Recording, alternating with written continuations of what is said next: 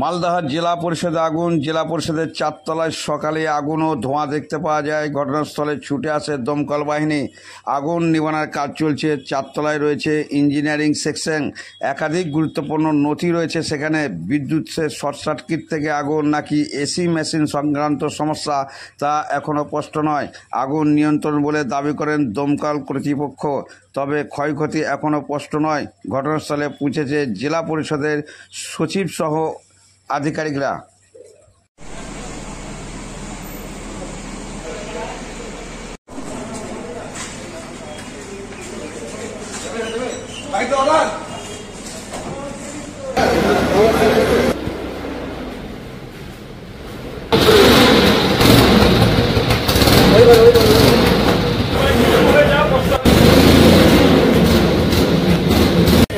আমি কমপ্লিট করিনি, আমি ফায়ারটা কমপ্লিট করি। কি অবস্থায় পেলেন এখানে, কি কি খবর এসেছিল? আমরা একটা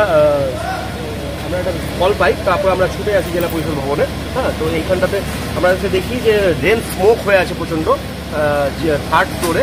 তো তখন আমরা সেই ড্রেন স্মোক এক্সিট করার জন্য আমরা কী করলাম যে আমরা বিএ সেট করে যতগুলো এক্সিট ছিল সেই এক্সিটগুলোকে খুলে দিয়েছি এবং স্মোক এক্সস্টার আমরা ইউজ করেছি ফর যে স্মোকগুলোকে বাইরে এক্সস্ট করার জন্য। ঠিক আছে, এখন এই স্মোক এক্সস্টার চলছে।